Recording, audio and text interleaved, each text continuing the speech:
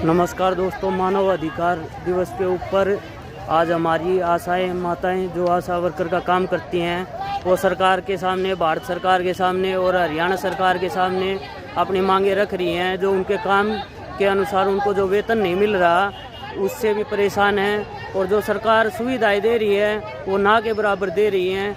आज हमारे साथ हमारी बहन आशा वर्कर जी हैं जो अपनी डिमांडें बताएंगी कि सरकार से उनको क्या क्या डिमांडें हैं। नमस्कार जी।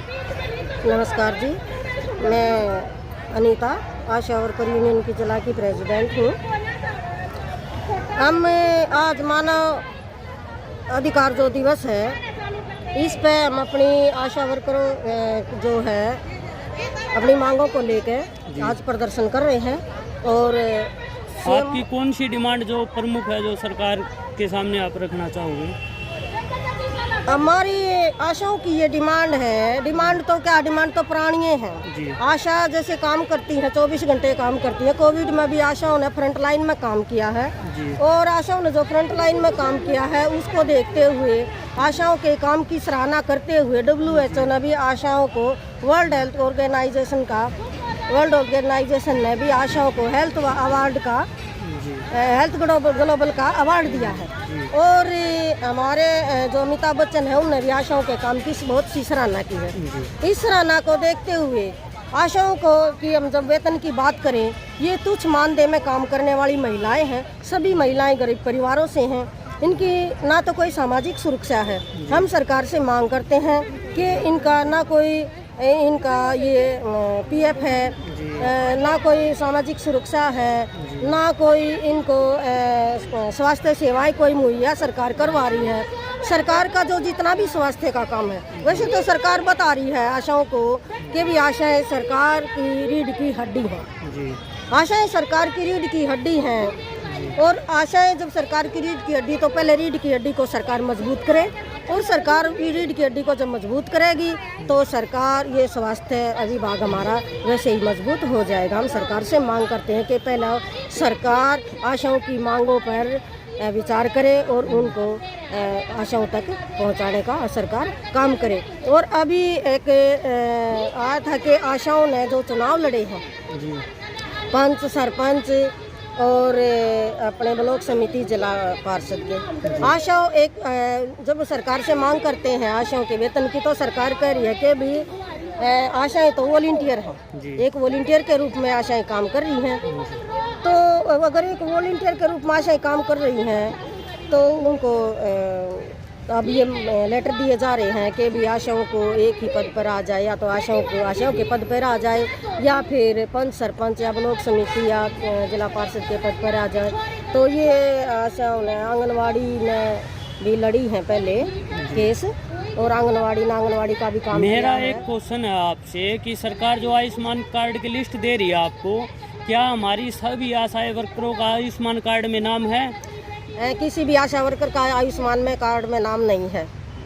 कोई आयुष्मान में आशाओं को नहीं जोड़ा जा रहा है। लेकिन आशाएं 2018 से आयुष्मान के कार्ड बनवा रही हैं और आयुष्मान के जो कार्ड आशाएं बनवा रही है उनका बेनिफिट भी आशाओं को नहीं मिला है। सरकार ने कहा था कि आशाओं के भाई कार्ड बनवाओ, घर घर जाकर आशाओं ने कार्ड बनवाए हैं और उनकी पेमेंट आशाओं की अभी तक 2018 के बाद में अभी तक नहीं हुई है।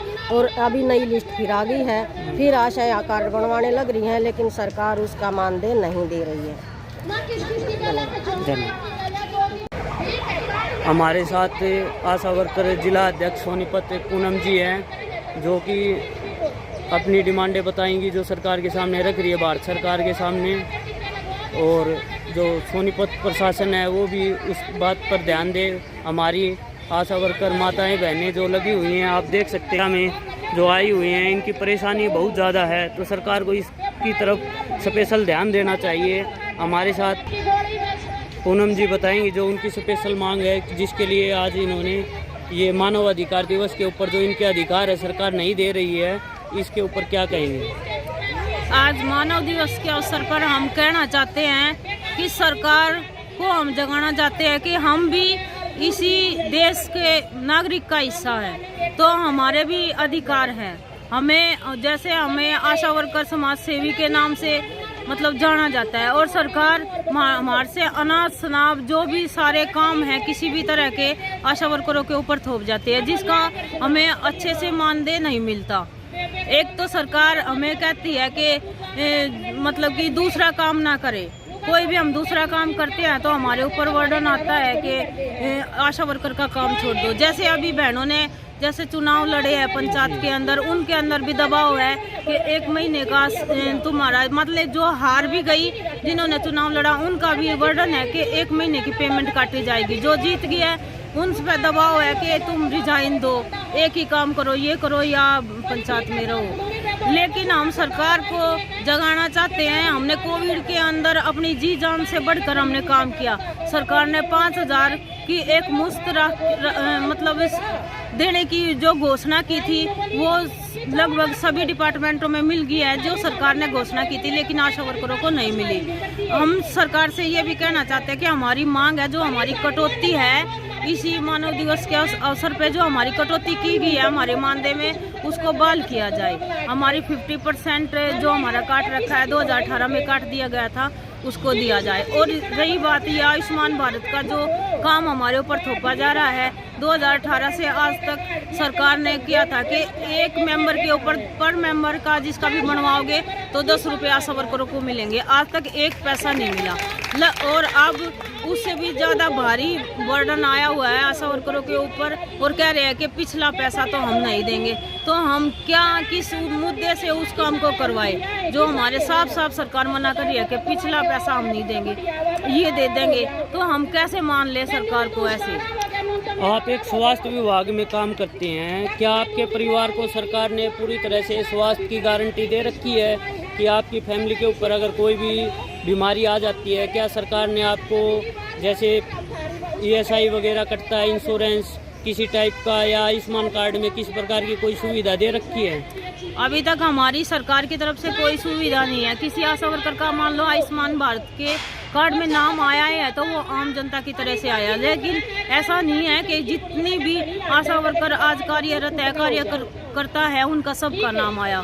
और ना ही हमारी कोई सामाजिक सुरक्षा की कोई गारंटी है सरकार की तरफ से।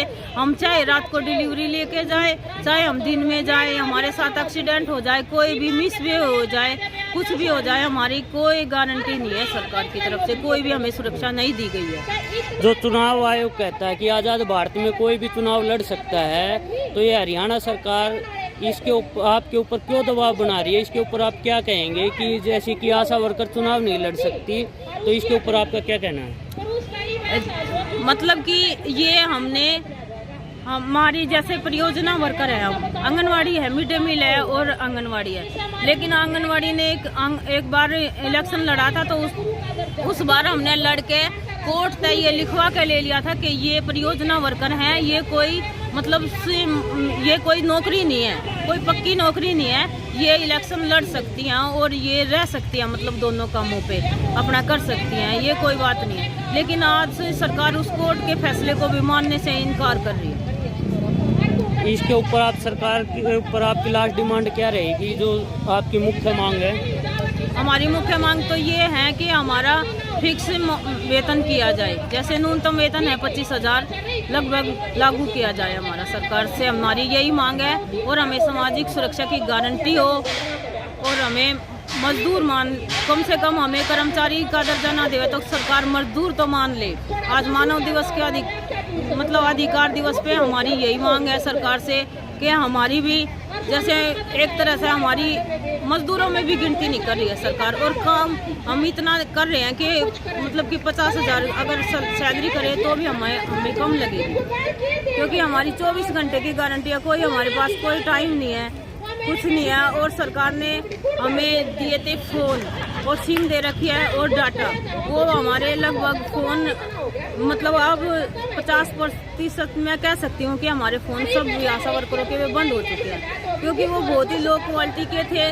और जो डाटा है, डाटा हमारा 15 दिन चलता है, पूरा दिन चलता, उसमें भी हम अपने पास से अपने पर्सनल फ़ोन खरीद लिए हमने, और हमें अपना बराबर में अपना डाटा रखना पड़ता है। सरकार के डाटे से हमारा काम